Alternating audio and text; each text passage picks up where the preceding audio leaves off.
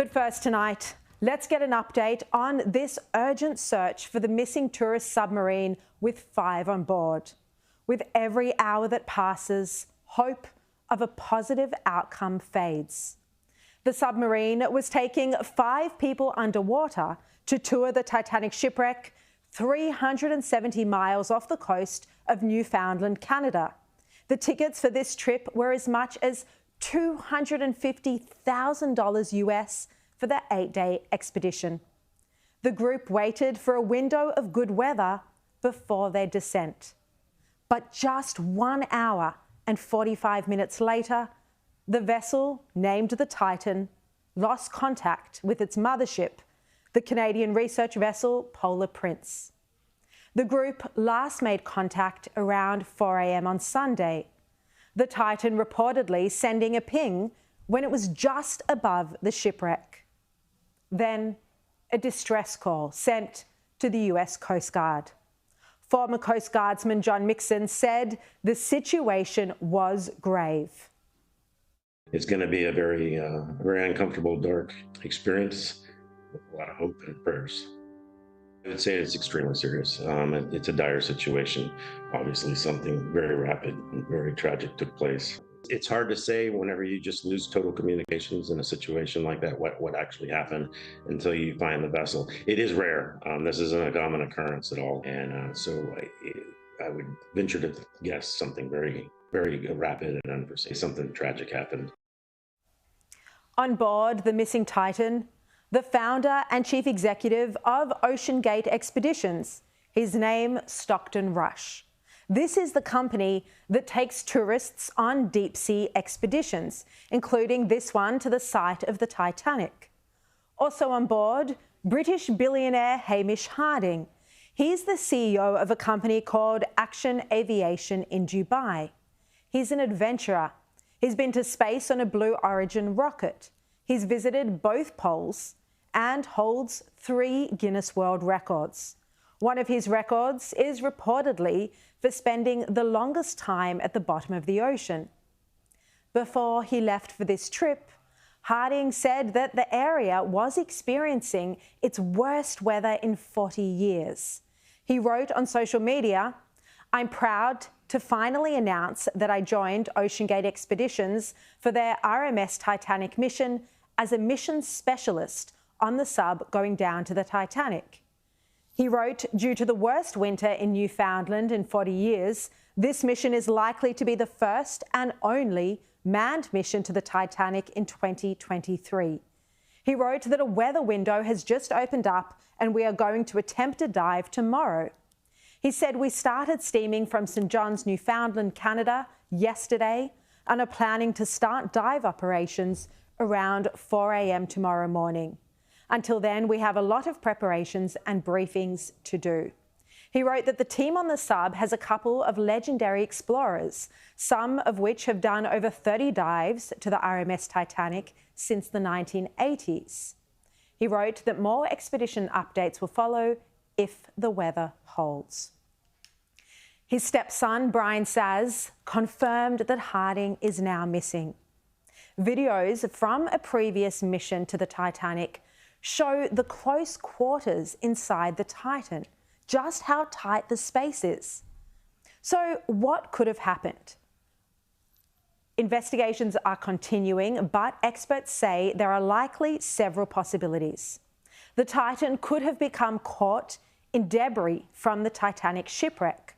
It could have met bad weather or malfunctioned. The best case scenario at this point is that it is still operating, but its communication facility failed. Former Rear Admiral Chris Parry ran through these scenarios. It's either lost an umbilical communication with the surface, or indeed there's been a malfunction and the submarine is continuing to operate. There could have been an accident. It could have become entangled in the wreckage of Titanic.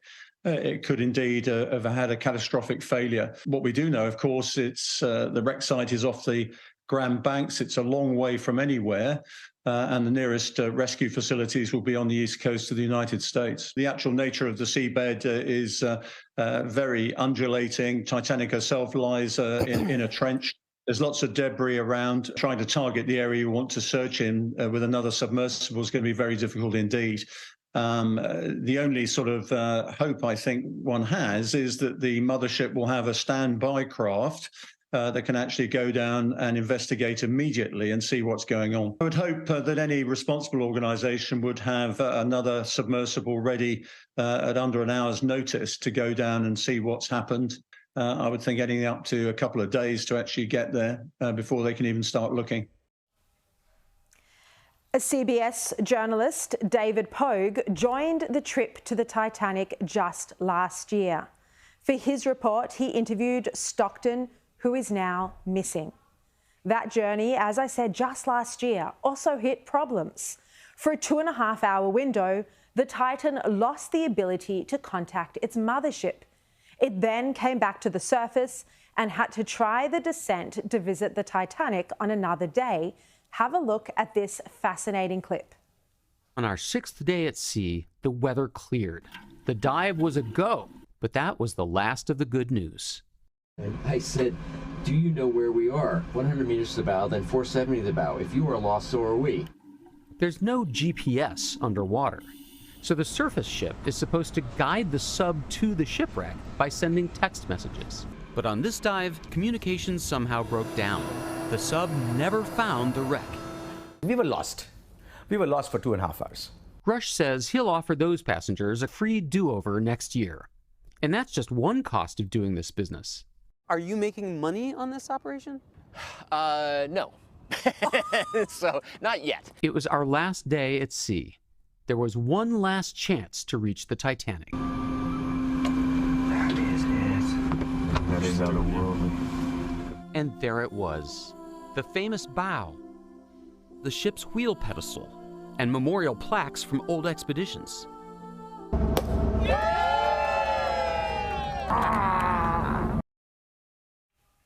And you saw there the journalist interview Stockton Rush, who is now missing.